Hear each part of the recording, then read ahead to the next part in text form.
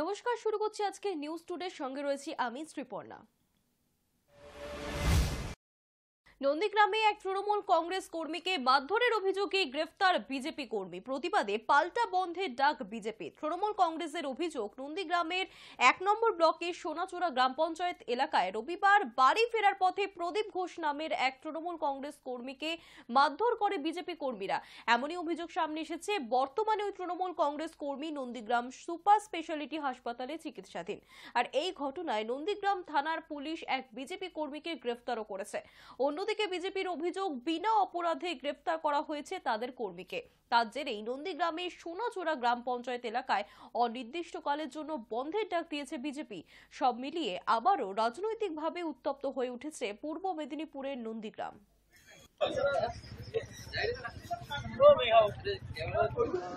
আজ অবরোধের একটাই কারণ, গতদিন রাত্রে আমাদের বিজেপির বুথ সভাপতি সিদ্ধেশ্বর পালকে হঠাৎ পুলিশ কিছু না বলে বিনা কারণে অ্যারেস্ট করে নিয়ে চলে গেছে। তারই প্রতিবাদে আমরা আজকের 10 নম্বর অঞ্চলের সব কর্মী সমর্থক মিলে মনসা বাজারে এবং সোনাচূড়া বাজারে পথ অবরোধ করছি। শান্তিপূর্ণভাবে করছি। আমাদের দাবি যে সিদ্ধেশ্বর পালকে এরকমভাবে হঠাৎ রাত্রে কিছু না বলে কেন তুলে নিয়ে চলে গেল পুলিশ প্রশাসন, তারই প্রতিবাদে আমরা পথ অবরোধে বসছি। ইডেন গার্ডেন্সের ভেতর থেকে উদ্ধার এক তরুণের ঝুলন্ত দেহ। মৃতের নাম ধনঞ্জয় বারিক। 21 বছরের ওই তরুণ ওড়িশার বাসিন্দা। রাজ্যের ক্রিকেট সংস্থা সিএবির তরফে জানা গিয়েছে, যার দেহ উদ্ধার হয়েছে তিনি তাদেরই এক কর্মীর পুত্র। আর এই ঘটনায় চাঞ্চল্য ছড়িয়েছে। কি কারণে যুবকের মৃত্যু হলো তা খতিয়ে দেখছে পুলিশ। এটা স্রেফ আত্মঘাতী হওয়ার ঘটনা না নেপথ্যে রয়েছে অন্য কোনো কারণ, তাও তদন্ত করে দেখা হচ্ছে।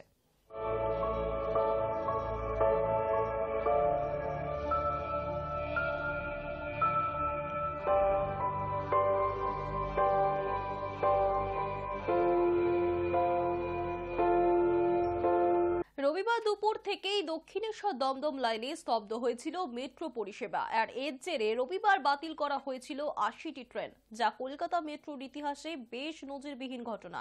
থার্ড লাইনে বিদ্যুৎ সংযোগের গোলমালের কারণেই ঘটেছিল এই পরিস্থিতি, কিন্তু সারা রাত কাজের পর ওই পরিস্থিতি সামাল দেওয়া গিয়েছে। আর এর জেরে সোমবার সকাল থেকে ওই লাইনে স্বাভাবিক হয়েছে মেট্রো পরিষেবা।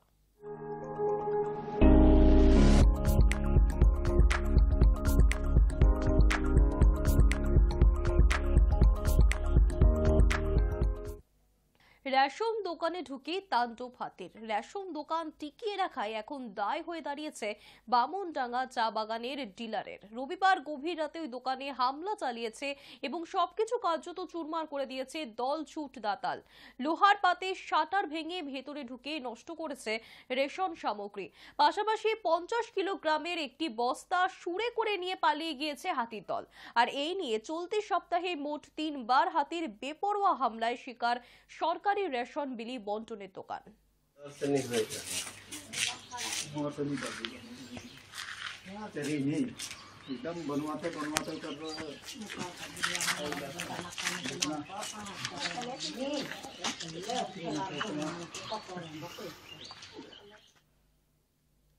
গুরুতর অসুস্থ হয়ে পাকিস্তানের হাসপাতালে ভর্তি আন্ডারওয়ার্ল্ড ডন দাউদ ইব্রাহিম। বিষ প্রয়োগের জেরে মুম্বাই হামলার মূল চক্রীর অবস্থা সংকটজনক, এমনই খবর পাক সংবাদ মাধ্যম সূত্রে। দাউদের অসুস্থতার খবর আসার পরই পাকিস্তান জুড়ে তৎপরতা শুরু হয়েছে। লাহোর, করাচি, ইসলামাবাদের মতো শহরে কড়া সতর্কতা রয়েছে। হাসপাতালে যে অংশে তিনি রয়েছেন সেখানে আর কোনো রোগীকে রাখা হয়নি। গত 2 দিন ধরে হাসপাতালে রয়েছেন তিনি, এমনটাই জানা যাচ্ছে। পাকিস্তানের বিভিন্ন শহরে সার্ভার ডাউন, কাজ করছে না সোশ্যাল মিডিয়া। দাউদের অসুস্থতার খবর সামনে আসার পরই পাকিস্তান জুড়ে শুরু হয়েছে কড়া তৎপরতা।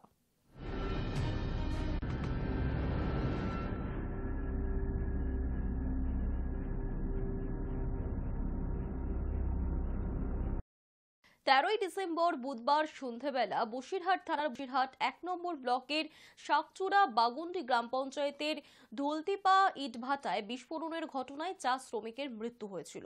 এরপরই আহতদের পরিবারকে আর্থিক সাহায্যের কথা ঘোষণা করেছিলেন মুখ্যমন্ত্রী মমতা বন্দ্যোপাধ্যায়। 5 দিনের মধ্যে মৃত 4 পরিবারের হাতে প্রত্যেকটি পরিবারকে 2 লক্ষ টাকার চেক তুলে দেওয়া হয়েছে। আহতদের পরিবারকে 50,000 টাকার চেক তুলে দিয়েছেন উত্তর 24 পরগনা জেলার সভাধিপতি নারায়ণ গোস্বামী, বসিরহাটের মহকুমার শাসক আশিস কুমার, বসিরহাট 1 নম্বর ব্লকের বিডিও, বসিরহাট দক্ষিণ বিধানসভার বিধায়ক সপ্তর্ষি বন্দ্যোপাধ্যায়।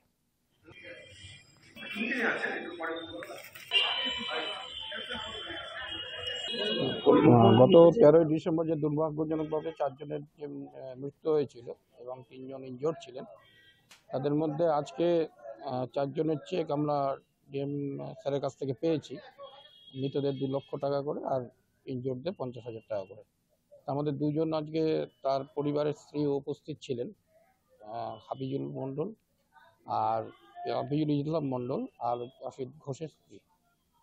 দুজনেকে আজকে চেক প্রদান করা হলো মাননীয় মুখ্যমন্ত্রীর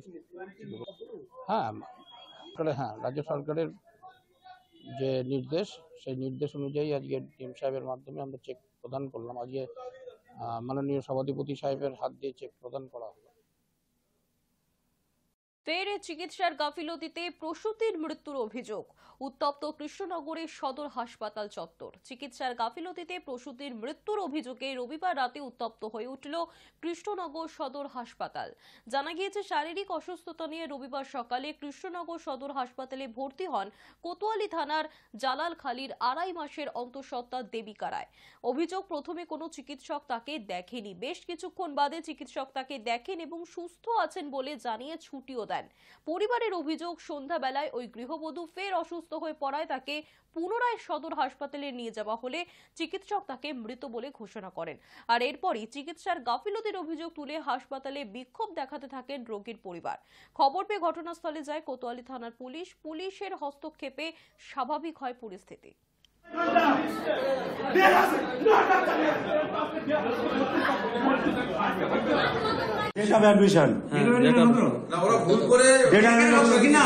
উনার টিকিটে কিন্তু 16 আছে।